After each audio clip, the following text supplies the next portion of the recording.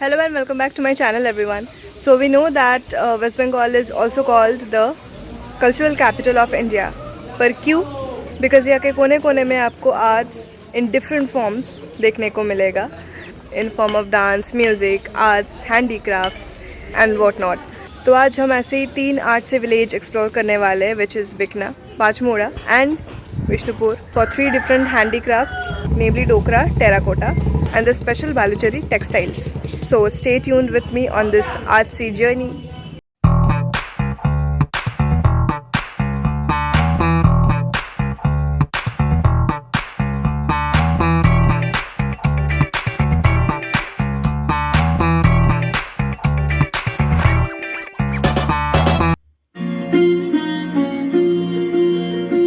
An ancient method of making metal artifacts, Dokra art goes back 5000 years. This tribal art form was originated in West Bengal. Over time, tribes moved to Jharkhand, Orissa, Chhattisgarh as well as places like Kerala and Rajasthan. Hence, the art has now spread all over India. At a distance of 38 kilometers from Vishnupur lies the Bikna village, where a part of the village is separated as Dokra Handicrafts village, comprising of only 72 families who works all day to keep this art alive in Bengal.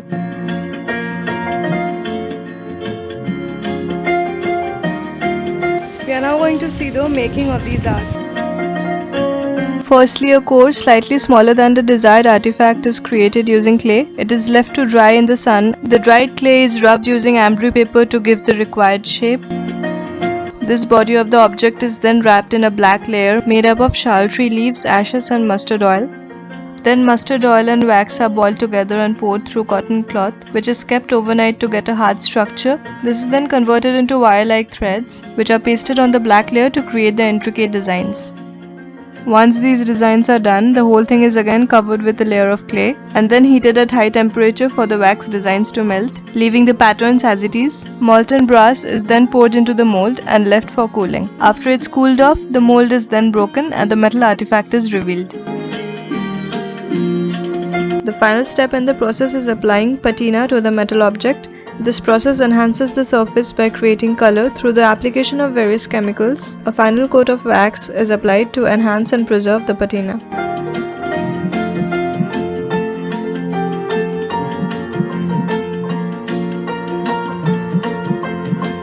Now we are at Pachmora, the second village for the day, for the terracotta arts.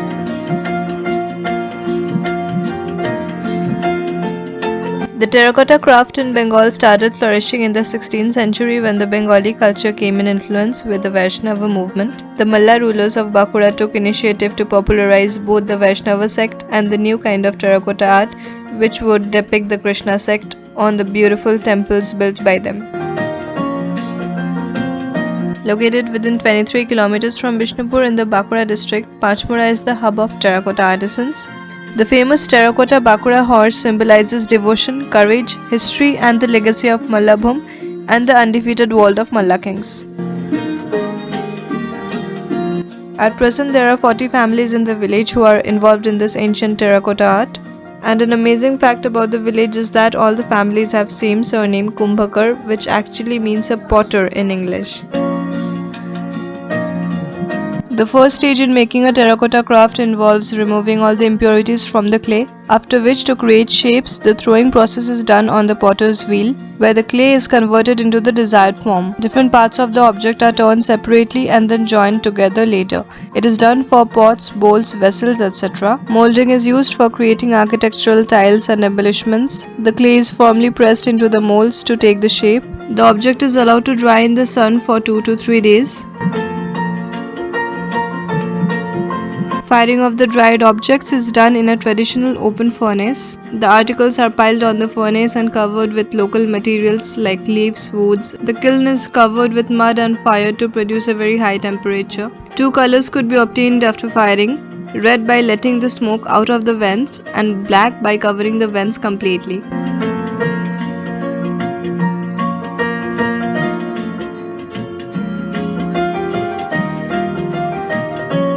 People coming to Kolkata to see the art and culture of Bengal.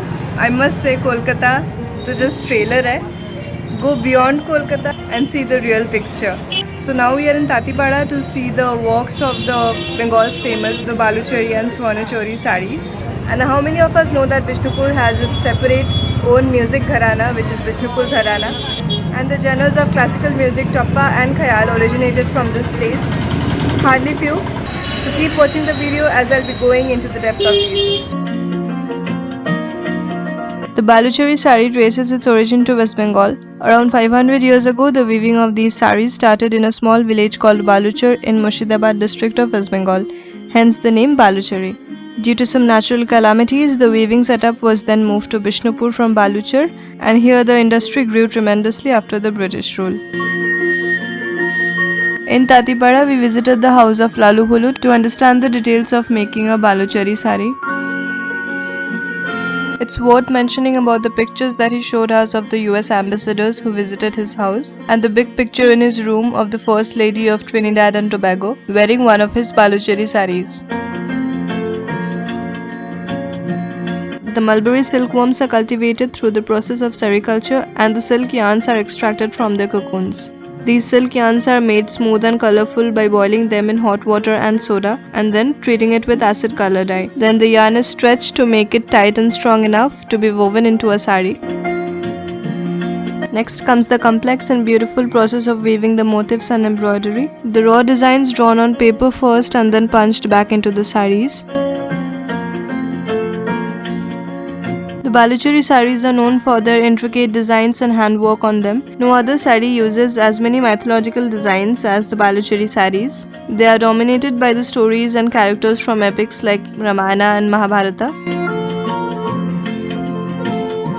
The price range of these saris starts from 5,000 and goes up to 20,000 or sometimes more, depending on the hard work and intricacy involved in making one, because all the saris here made only using the purest silk threads.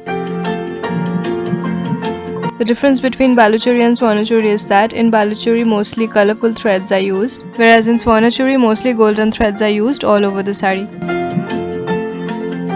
And it's not just limited to saris, they also weave dupattas and shawls in the same process.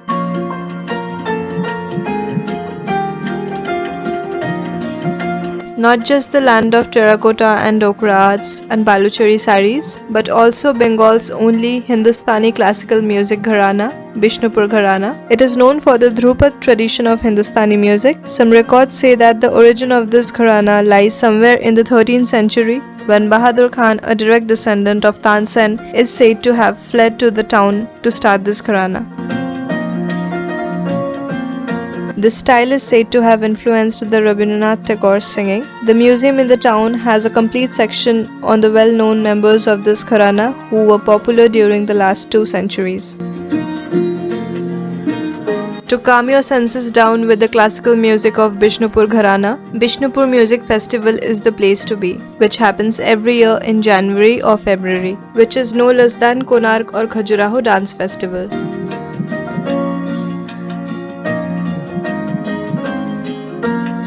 Now let's go beyond Kolkata and see what's next. Let's come a step forward to encourage and promote these arts and culture and these craftsmanship and these people.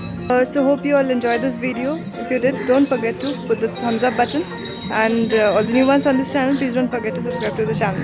See you soon with some other amazing content. Tab tak ke liye, bye, take care and keep following your dreams.